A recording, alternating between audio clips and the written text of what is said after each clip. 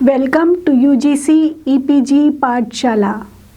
I am Unita Sachidanand from Department of East Asian Studies. Paper 8, Survey of Japanese Literature, Post-War to Heisei. Literature of the writers of third group of Second World War, with special reference to Ibuse Masuji and Shimao Toshio. UGC EPG Pathshalaへようこそ。デリ大学東アジア研究科のウニタ・サチダナンドと申します。ペーパー8、日本文学の流れ。戦後から平成まで。第三次戦後派作家の文学。井伏鱒二と島尾敏夫を中心に。学習目的。本モジュールでは第三次戦後派作家の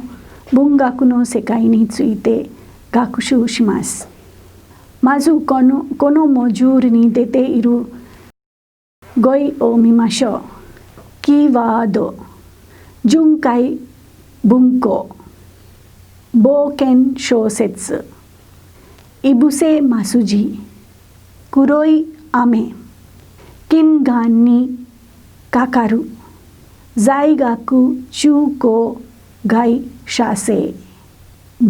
美質を生かす、世紀、幽閉、同人雑誌、文芸都市、中編小説、谷間、徐々に注目される、分断に認められる、太平洋戦争、新聞小説、花の町、島尾敏夫、14世紀、新日本文学。はじめに、戦後文学の運動が1950年から個性や才能に従って作家それぞれの活動が続けられるようになりました。第二次戦後派と呼ばれるこの作家たちの何人かは戦前からすでに活躍したことがあり、第一次戦後派より少し遅れて登場しましたので、時期的に区分されています。第二次戦後派は第一次戦後派の傾向を保ちながら個性的な特徴と才能を発揮した独自な世界を描写したと言えよ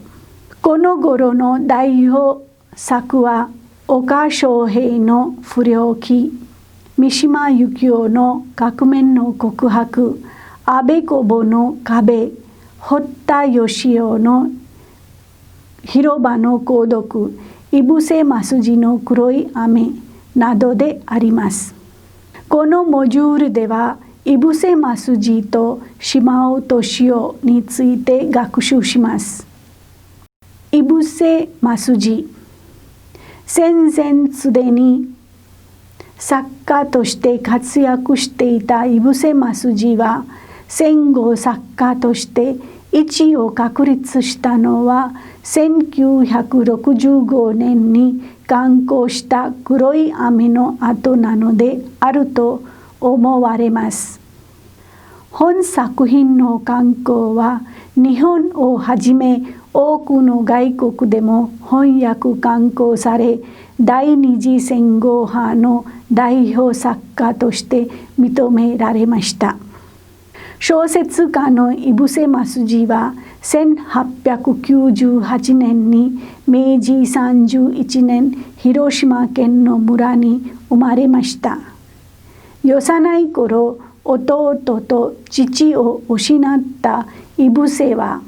小説に興味を持ち、村に訪れる巡回文庫を借りて冒険小説などを読み漁っていました。1912年、福山中学に入学した井伏は寮生活を始めひどい近眼にかかったと言われています。けれども中学生に眼鏡をかけるのが許されていない中学校であって禁止の道が進みました。さらに学校では小説なども読むのが禁止されていて心を慰める道がなく、彼に極端な人生の苦労を教えました。増地は映画に興味を持ち、在学中校外写生に出かけたりして美術を生かしました。1917年、20歳で中学校を卒業した増地は映画を生かすのに京都の日本画家橋本寛石に入ろうとしましたが入門が断られて文学の道を選び早稲田大学洋科に入りました。在学中増地はトルストイの作品を愛読しながら自分でもいくつかの修作を書き始めました。ところが教授と衝突のせいで1922年に早稲田大学を退学して小さな出版社で翻訳の仕事をやり始めました。同時に同人雑誌世紀に参加し学生時代の修作の幽閉を刊行しました。以降増地は同人雑誌の文芸都市に中編小説の谷間を1929年から1930年にかけて連載し徐々に注目されるようになりようやく文壇にも認められました。けれども日本は太平洋戦争に投入し増地は陸軍隊として1941年にシンガポールに行かされました。翌年まで赴いた増地は戦争からも新聞小説の花の街を同年東京日日新聞に発表しました。上達した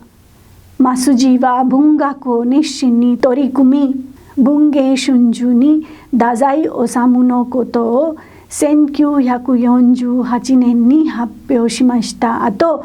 翌年本日休診を別冊文藝春秋に連載し1950年に第1回読売文学賞を受賞しました。一方増地は戦地を題材にして2つの作品を発表しています。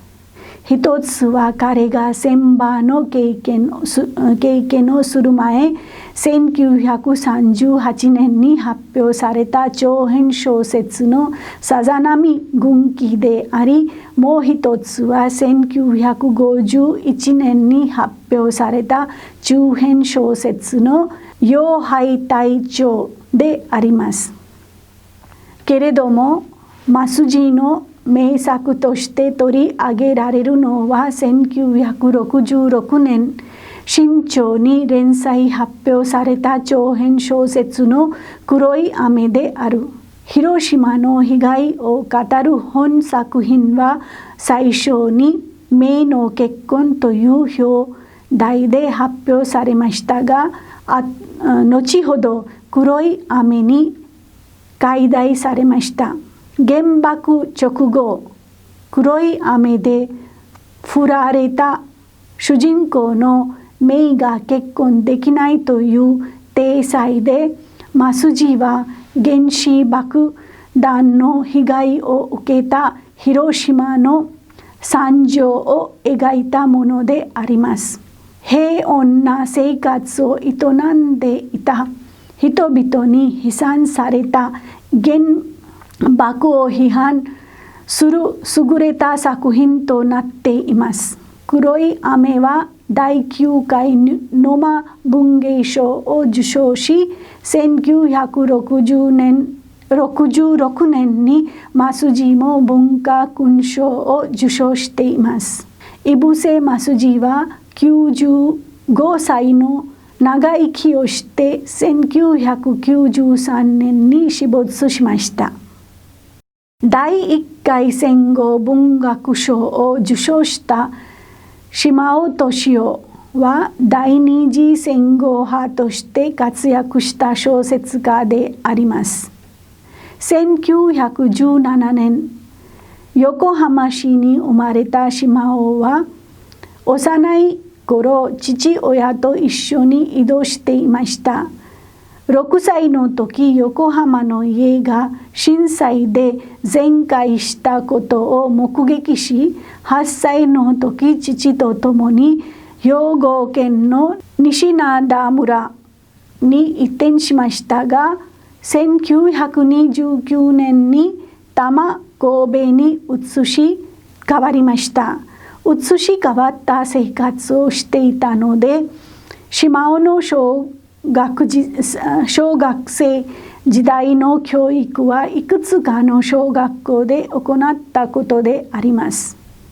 さらに小学生の頃は定期的に病気にかかったこともあります。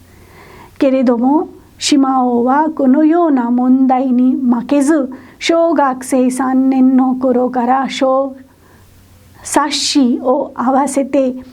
55冊刊行し続けていました。敏夫は19歳の時、長崎高商に入学しますが、同時に同人雑誌の14世紀を友人たちと一緒に刊行したりしていました。高校を卒業して島尾は1940年に九州帝大に入学しましたが、翌年から日本は太平洋戦争に入り、日本軍は不利の状況を直面していたので、海軍予備学生として志願していた敏夫も1943年に入隊してしまいました。1945年8月に日本は敗戦を迎えると、敏夫は同年9月末に神戸の家に帰ることができました。戦争を体験した彼は戦争と戦後の状況を描いた短編小説の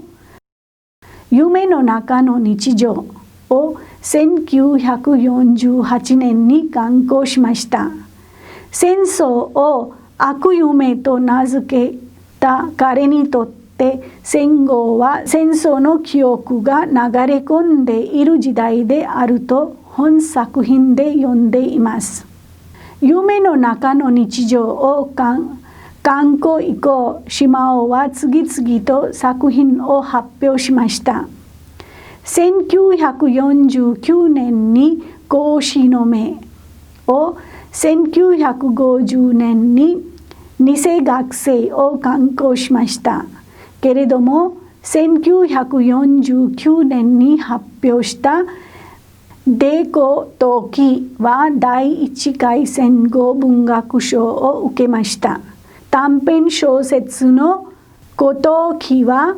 島尾の戦争体験をもとに書かれましたが、2つ目の作品だと言っても過言ではないと思います。戦争で敵に打撃する方法を語ることや、国のために死んでみせたい心理を描いた作品であります。さらに本作品は2巻の出発はついに訪れずとその夏の今はに収録されています。島尾の作品は独自性に着目し、彼は第二次戦後派として評判を得ました。そして当時の代表作家の間にも知られ、新日本文学界に入会しました。島尾は1963年からアメリカ、ソ連、インドなどに旅行しました。31歳の若さで1970年に三島由紀夫は死没しました。死没後72年に毎日出版文化賞を受賞しています。結論。このように第二次戦後派は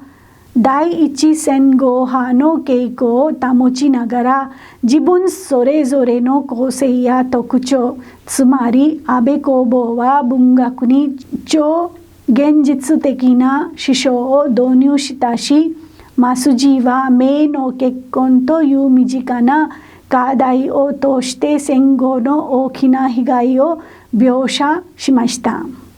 一方、三島由紀夫は仮面の告白や金閣寺などを通して美的世界を描きました。島尾敏夫は戦争の記憶が流れ込んでいる時代であると本作品で読んでいます。戦争で敵に打撃する方法を語ることや国のために死んでみせたい心理を描いた作品であります。以上です。